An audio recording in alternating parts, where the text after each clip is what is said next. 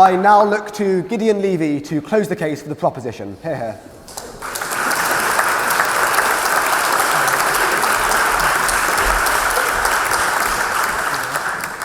First time in my entire life that I don't belong to the opposition. And this says something. Almost everything was said already, all the lies, all the propaganda, and also some truth. But I think that it's time to put an end to the masquerade. And the masquerade is going on now for at least 50 years.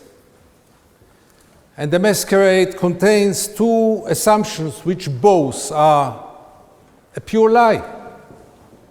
A, that Israel has intention to go for the two-state solution. Israel never had an intention to go for the two-state solution, not even for a single moment. It is really almost historical irony to see now official representatives of Israel coming and defending the two-state solution. What did stop you for 50 years to go for it? Why did you go for it? What are you waiting for? Why didn't you go for it? And if this is not enough, anyone who builds one terrace in the occupied territories has no intention to go for the two-state solution, period. And there was not one single Israeli government who stopped for one day building those criminal settlements. And that's the best proof. And all the rest is a masquerade. Now, the second lie is that the one state doesn't exist. Ladies and gentlemen, the one state exists now for 50 years. The only question is, what kind of state is it? Is it a democracy or is it an apartheid state? That's the only question which is still open. Those who established the settlements project declared it very clearly. We are going to build settlements in order to prevent the two-state solution. The State of Israel always supported this project, officially, unofficially, by money, by political support, by military support. Israel, entire Israel, not only the settlers, is part of the settlement project. And the settlement project has one goal: to prevent the two-state solution. That's the only goal of the settlement project. And obviously also some kind of real estate interests. Nothing more than this. So to claim today that Israel is in favor of the two-state solution, and to claim today that that's the only solution. I was a great supporter of the two-state solution for decades. Many of your arguments here were my arguments for decades. By the way, in those years, you were perceived as a traitor to be in support of the two-state solution. All those who speak now about two-state solution 20 years ago say the two-state solution is Auschwitz borders. Now, when the two-state solution is impossible, then they come up, because they know that it will never happen. Now they come up, even Netanyahu can say two-state solution, why not? Even most of the Israelis will say it in polls, why not? Because they know that this train left already the station and will never be back. Because nobody is going to evacuate 700,000 settlers. And without evacuation of 700,000 settlers, there is no two-state solution. There is all kind of Bentustans, all kind of other solutions, but not a real solution. Sorry. So, no. I need to solve here an occupation of 50 years in 10 minutes, so you'll take 2 minutes out of me.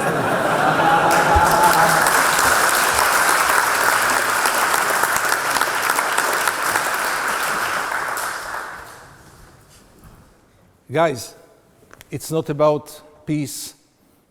It's not about symmetria. There is no symmetria. Forget about symmetria. Don't speak about symmetria, because there is no symmetria. I would even suggest that there is no conflict. Was there a French-Algerian conflict. There was a brutal French occupation in Algeria, which came to its end. And there is no Israeli-Palestinian conflict. There is a brutal Israeli occupation which must come to its end one way or the other. One way was the two-state solution. One way was the two-state solution. It's a fair solution. Israel did anything possible to destroy it in an irreversible way. And now we are left only with the other alternative. There is no third way. And the one state is now 50 years old. In the front of it, there is a democracy for the Jewish citizens of Israel, with many cracks. And now with our new elected defense minister, we'll have even more cracks, but we can still claim democracy. The second regime is to our Palestinian citizens, to what we call the Israeli Arabs, who gain some kind of civil rights, but are discriminated systematically. And in our backyard, in our dark backyard, there is a regime which is today by far one of the most cruel, brutal tyrannies on earth, not less than this, and I know what I say because I cover it for 40 years. And this regime cannot be defined but as an apartheid. Two peoples live on one piece of land. One people has all the rights in the world, and I'm talking now only about the occupied territories. Two peoples share one piece of land there. One people has all the rights in the world. The other people has no rights whatsoever. It looks like apartheid. It talks like apartheid. It is apartheid. And nobody can contradict it. Nobody who had been there. Nobody who is fair enough to look, go to the Jordan Valley, see the prosperity in the settlements, and then go and see the Palestinians who live there without electricity, without water, without any rights. And then tell me if it's apartheid, or you might invent it another title. This must come to its end. And not until the Israelis will be ready for it, and not until the Israelis will overcome all their fears and complexes and memories. This must come to its end because it's now a third generation of Palestinians who live under it, and this is unacceptable in the 21st century. And the only way to end it is to start to speak about equal rights. Because the settlers won. And the settlement project, as criminal as it is, not recognized by one state in the world, including Micronesia, the settlement project won in terms of quantity. 700,000 settlers, as I said, irreversible. So now we have to discuss what is the alternative. And the alternative is a new discourse of equal rights. And then I want to hear from Israel, what is the answer of Israel? Why not equal rights? Because we are the chosen people? Because God promised us something? Because we are better? Because we deserve more? What reason can an Israeli official give to lack of equal rights on this piece of land? And we have to get to the core of it. And the core of it is equality. Not peace, but equality. And the day that the Israelis will realize and recognize that the Palestinians have exactly the same rights as they, but exactly until the last inch, this will be the day that things will be solved.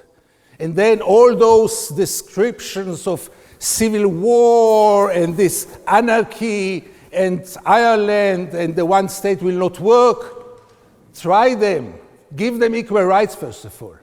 And you know what? By the end of the day, nobody can guarantee anything.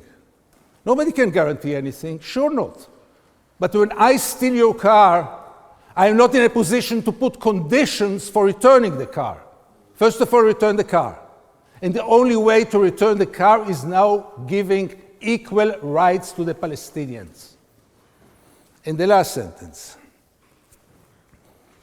I'm an Israeli. I was born in Israel. I even perceive myself as an Israeli patriot. I care about Israel. I belong to Israel. I'm attached to Israel. And now the Israelis are horrified. One state is the end of the Zionistic dream. It's the end of the Jewish state. So first of all, I must tell my fellow Israelis, end of the Jewish state? Where were you? You could have your Jewish state in the 67 borders for years with a very clear Jewish majority if it is important for you. For me, it's less important. I don't know what does it mean a Jewish state. I know what it means a just state. I know what it means a democratic state. I don't know if the UK is an English state or British state. I know the UK is a democracy and so must Israel be. And when I say democracy, it's not only for one people. It's not only until a certain geographic border. Democracy, like pregnancy. Either you are pregnant or you are not. No third way, unfortunately. Either you are a democracy or not. And when you have this tyranny in your backyard, you are not a democracy, period. And for this I'm fighting, and for this feeling of belonging to a just place, which I don't, of feeling of being proud of my country, which I'm not. For this, the only way, unfortunately, it's not a simple way. Don't tell me about the difficulties. I know them better than you. But the only way that Israel left open, the only way that Israel left open is to start to speak about democracy, about equal rights, about a one democratic state instead of a state which has this tyranny in its backyard. Vote for us. Thank you.